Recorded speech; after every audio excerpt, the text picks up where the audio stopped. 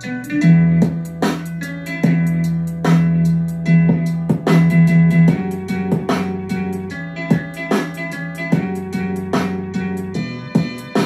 peace, peace, peace. Yeah.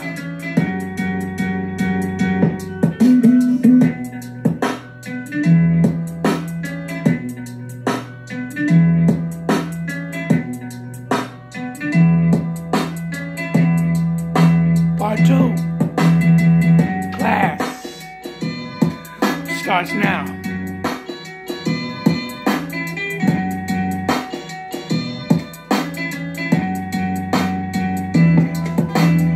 Stop hating on each other. Stop. Stop hating on each other. Get your shit together. The art of war.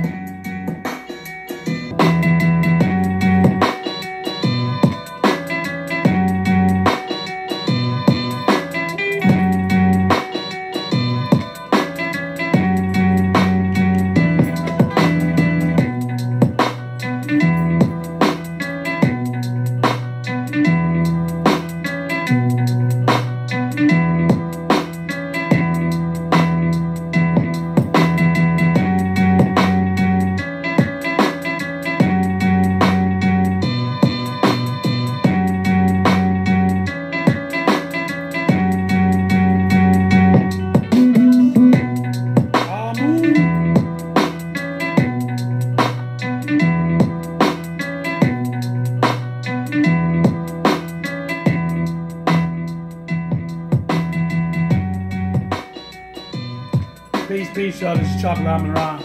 This is part 2. Why do our people, our melanin people, hate each other so much? Haters. I mean haters from the richest to the richest to the finances state of mind of who you are. See, I don't believe in poor. I don't believe in that word poor. Because if you don't live in a third world country, you're not poor. You don't know what that's like. If you go inside your apartment and you open up your refrigerator and get a container of milk and drink that, you can turn on the faucet and get water from that. You ain't poor. You choose to live like that. But if you live in a third world country where you lay your head is a cardboard box,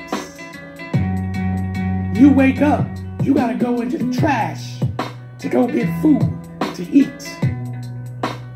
Malnutrition, your stomach is blown up full of air because you're malnutritious. There is no medical or Medicaid. You're just surviving.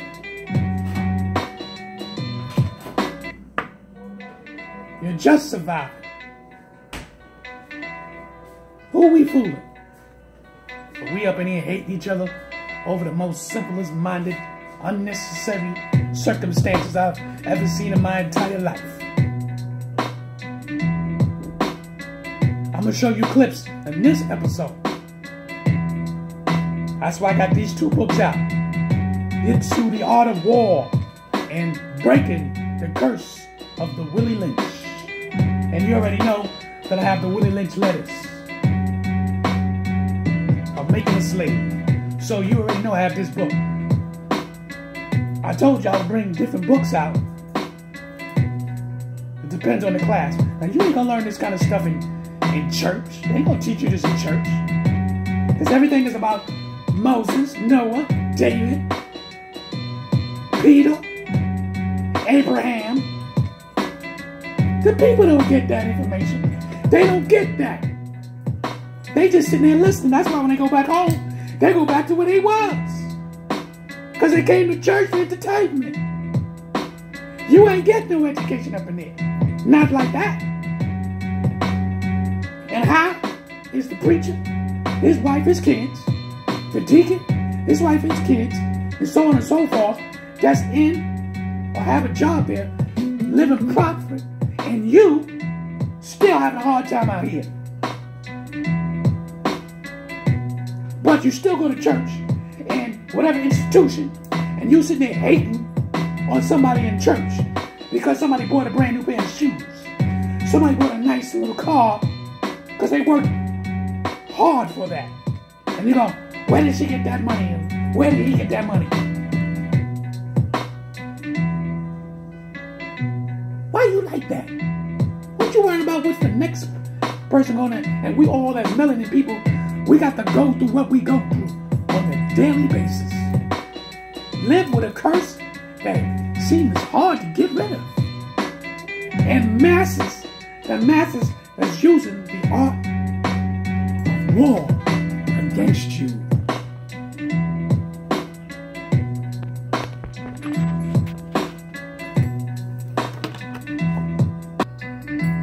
Excuse me there for a minute.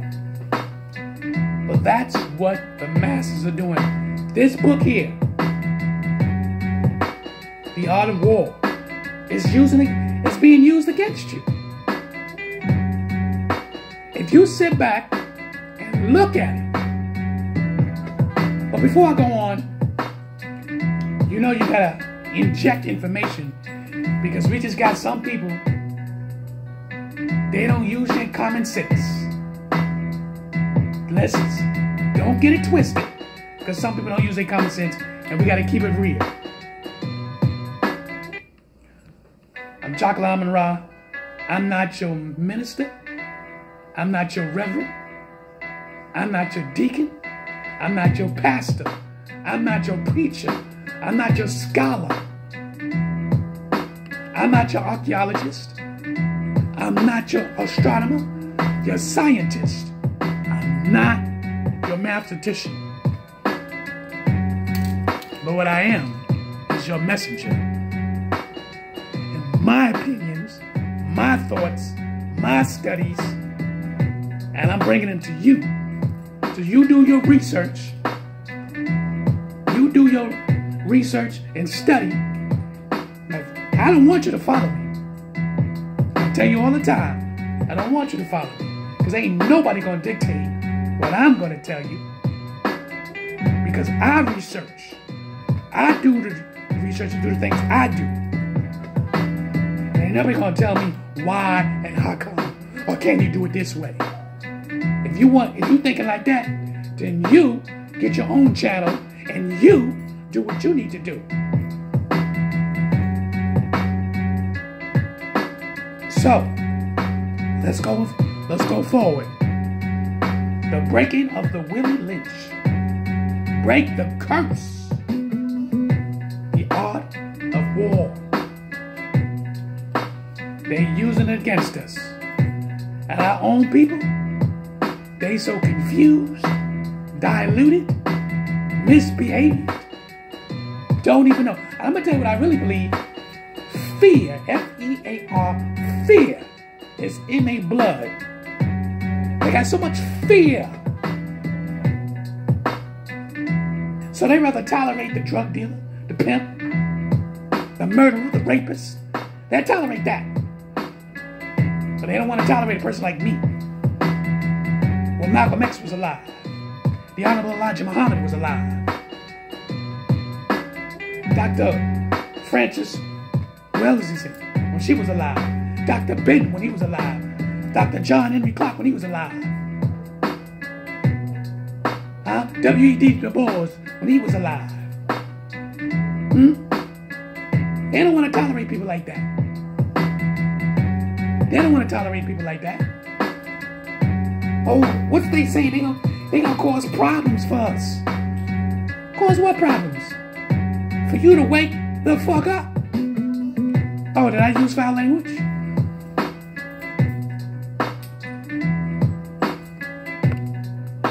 Let me bring you to the video. Get up. Let's go. Let's go. Let's go. Do anything, man. Let's go. Black lives do not matter.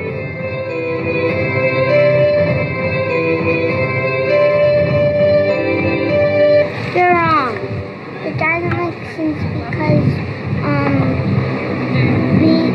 like my mom says, treat others that you should be treated, so I think I should do that. Do you think it's okay for people to judge people if you're a different skin color? Or... I still like it.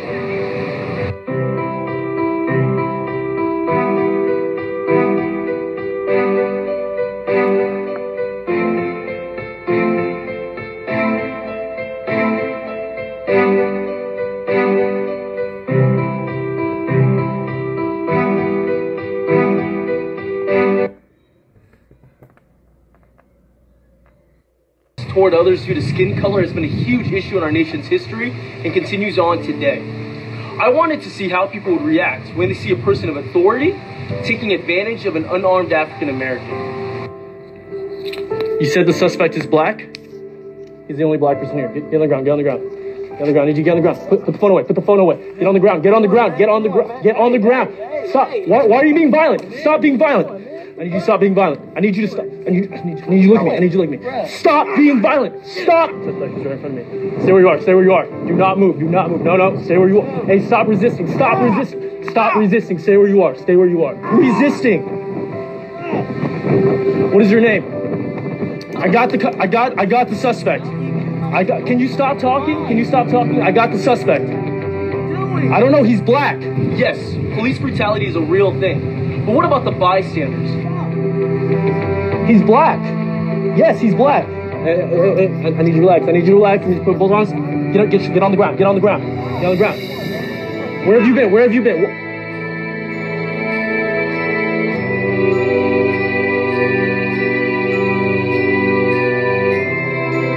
You stop talking back to me. Stop. Give me your arm. Give me your arm. Stop being violent. Will you stop being violent? Stop resisting. Stop resisting. I'm taking him into custody. Stop resisting. Stop resisting. Stop resisting. I need you to stop resisting. Do you think Black Lives Matter? I'm not even sure if it's him. Get up. Get your arms. Get him up. Let's go. Get up. Let's go. Let's go. Let's go. Do anything, man. Let's go. Black lives do not matter.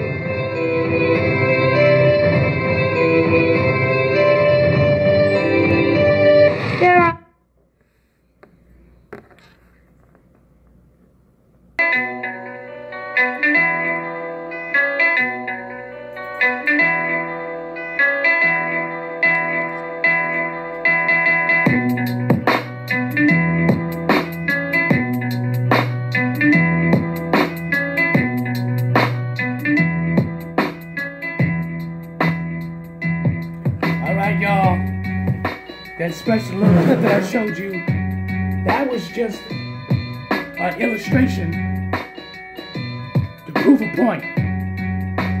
But you know, I always tell you to get your pencils and papers out, right? So when you got your pencils and paper, what did you write down? Come up with some concepts, what you seen in that video. Huh? I mean, to me, it's a good graphic, but it's almost a display of, like, we're in a fucking zoo. Like, these people are uncomfortable with this brutality that's being done to our people. But our people need to step up in the art of war, so you ain't got to go through all that. That's strike one. Strike two, did you see how the people, you so-called white folks that love you, it has nothing to do with being racist. You would allow society to tell you how to think. White folks walked past that illustration. They didn't know it was an illustration, but they walked past that brutality and just kept looking, because they don't give a fuck about you. That's why I showed you that clip first. I want you to see that clip first, to show you how white folks really feel about you. They tolerate you. Now, they will love some of you, but you betray their love, they will hate you. I hope y'all wrote this down. That clip that I showed you, that you can see the difference. Anybody was like, help him out, they didn't care. They showed several different, they analyzed several different times in different parts of the beach to prove a point. And the people was like, look it, and kept walking. So you think they like you, huh? Because you think we all one melting pot. This stuff happens in your face every day if you come outside your community. I know I leave my community every day in different parts and I see it. Some of them look at you like they want to tear your face off. But let me tell you something. You better be looking at them like you want to tear their face off. Real talk. Ain't got nothing to do about being a bigot. Ain't got nothing to do about being racist. Ain't got nothing to do with that. It's the art of war. Some of them don't really like you. A great percentage. Ain't no small percentage. It's a great percentage. The problem is, the government has did the 360-degree flip-flop. They changed racism on you and I. They use everything against you, including your skin color. Oh, you being violent. Oh, you struggling. Oh, I feel uncomfortable. I feel threatened as a police officer.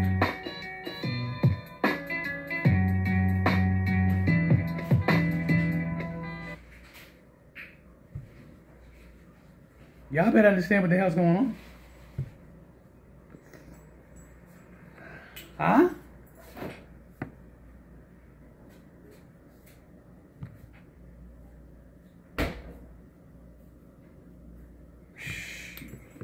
Pay attention.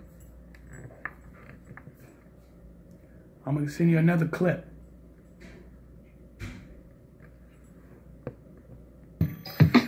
What's good, guys? Beige here for Complex. Earlier this week, Kodak Black was in hot water after saying that he doesn't really like black girls while on a live stream with his fans. One day later, he posted a video on Instagram trying to defend himself, saying that while he likes African American women, he does not prefer dark-skinned women, but wants a woman lighter than himself. Needless to say that Kodak's issues with color haven't gone over well, but even one Twitter dragging after the other, Kodak just can't stop talking about why he doesn't like dark-skinned women. During Masterpiece charity basketball game, Cheney TV approached Kodak to speak specifically on his comments about dark-skinned women. Here's his response. I'm an average dude because I don't see myself no better than him, no better than him, you know, or no less than him. So if he could say that he likes skinny women, if he prefers skinny women more than a more chubby or heavy-set women, he could say that and nobody won't get mad at him. I just said I don't like women with my complexion. I like light-skinned women. I want you to be lighter than me. I love African-American women, but I just don't like my skin complexion. Truth be told, it's hard to compare the two. A person can change their weight aside from getting a tan, though you're born in the skin you're in. Either way, that's not all Kodak had to say. We too gutter. Black people, my complexion, we too gutter. Light-skinned women, they most sensitive, you know? Some dark-skinned women out here sensitive. No, they too tough. They too tough. Light-skinned women, we could break them down more easy, you know what I'm saying? It's hard to tell if Kodak is being serious or not, as he's rocking a smile during the entire interview, but either way, it's hard to justify saying that it's easier to break down a lighter-skinned woman or that a darker-skinned woman is gutter. Once this clip hit the internet, users got on him, highlighting just how problematic his comments are. It might be time for Kodak Black to both reevaluate what he's saying in these interviews.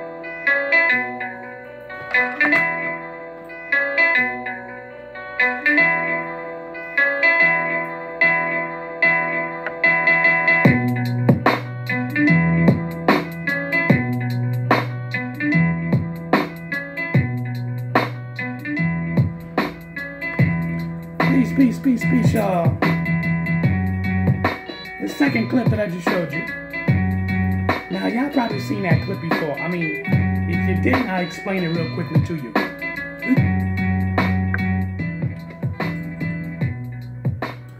The young man made a statement that he'd rather be with a light-skinned black woman. But when he first made a statement, he basically was saying, I don't want no woman dark as me. At first time I heard it, you could tell that Willie Lynch was there. You could tell he needed to break that curse because he was serious as cancer. Now, when he tried to clean it up, if anyone of y'all seen that clip, he still couldn't help himself by injecting, and this is when they start using the gender. So they start using the gender, and then we pick it up, and then we put it on each other. You see, I bet you think I was going to say that. We pick up what they do, learn from what they've done, and then we use it against each other. Oh, I can't date no black woman dark as me.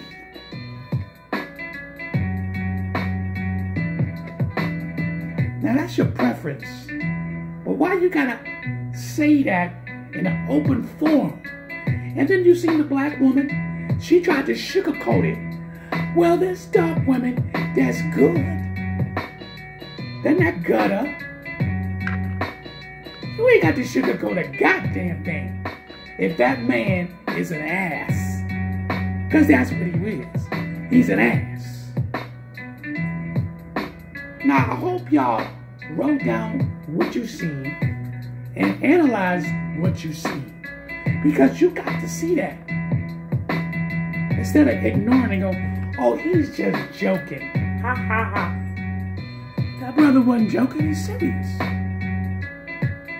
Now you can have your preference of what type of woman you want to be with or what type of man you want to be with, yes. But why you gotta say that in an open forum like that? See, that is a hidden agenda. That's part of the art of war. It's also part of breaking the curse of the Willie Lynch. This is deep, brothers and sisters. I'm being nice about this. I got videos after videos where you could see black people tell me, I hate your guts because you black. Let's get into that.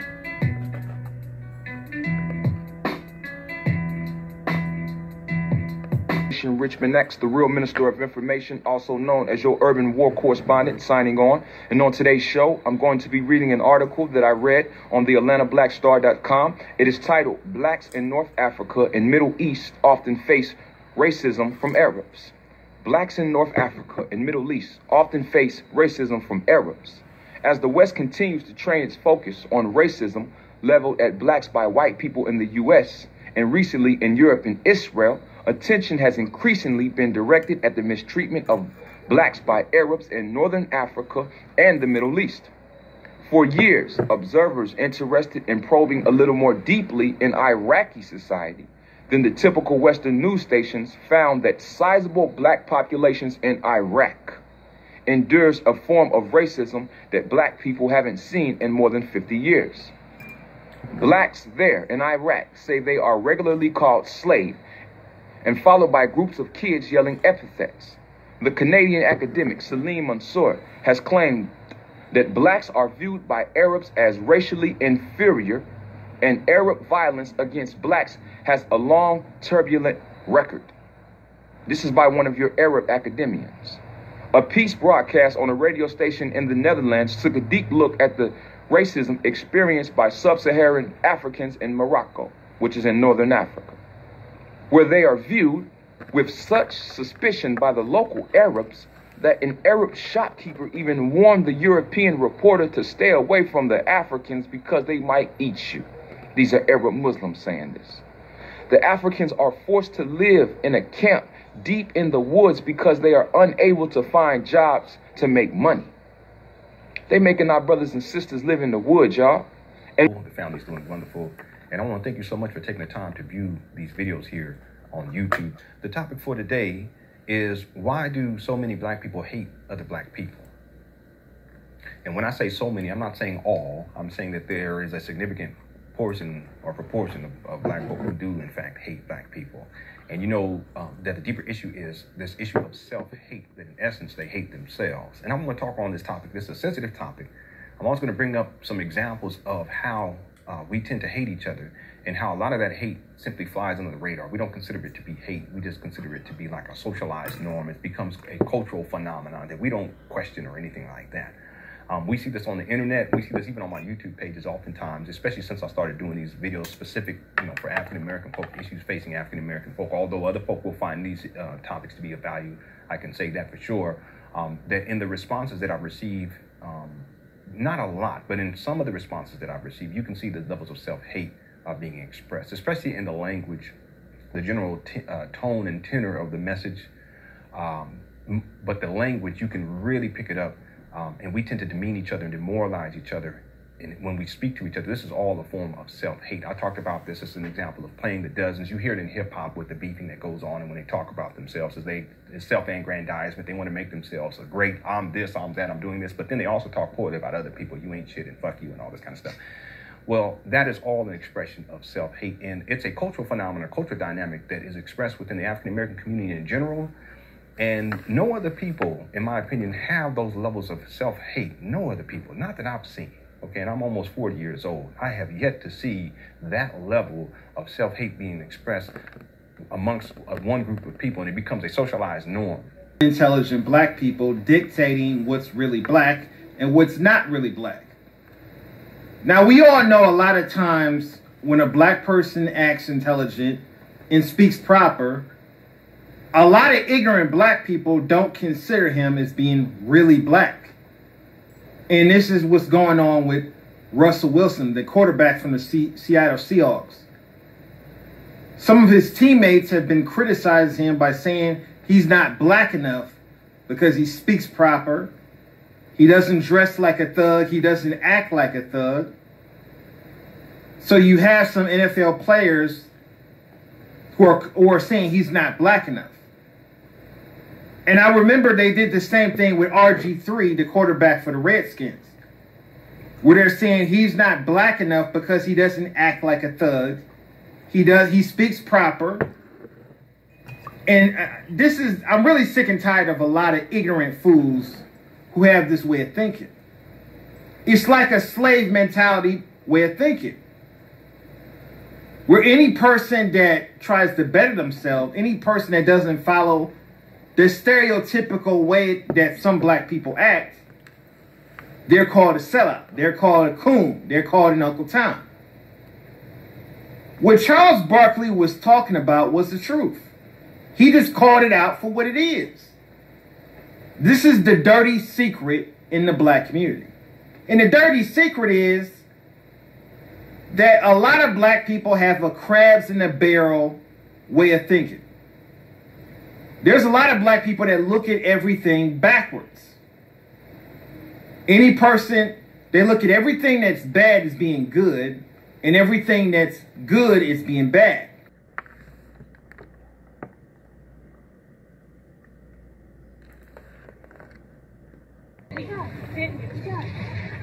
When they just hit her. Hit me! Hit me!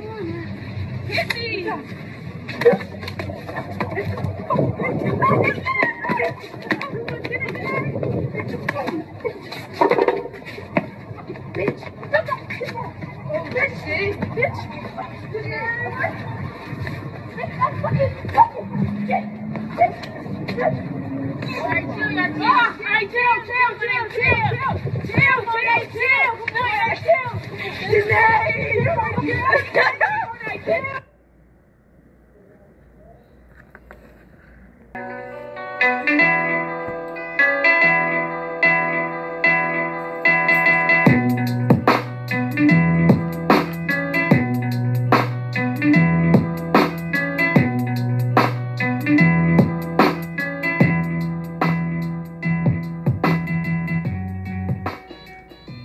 Peace, y'all.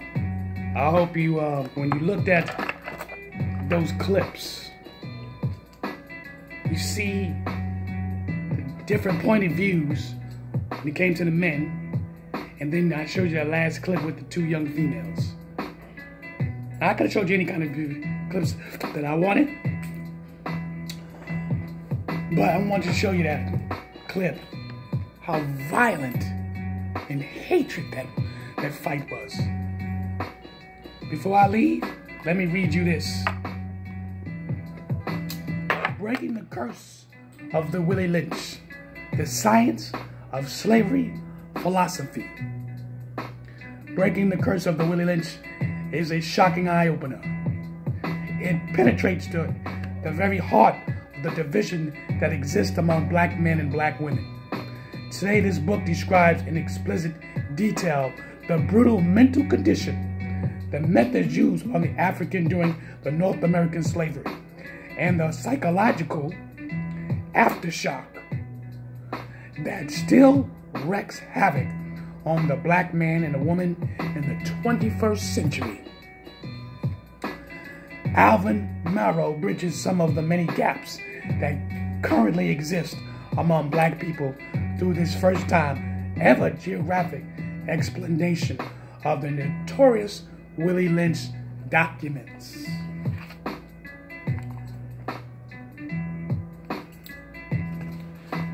The contents would then perform a modern day exorcism by showing every person who reads this writing how to unite, break out, and free themselves from the vicious cycle of history.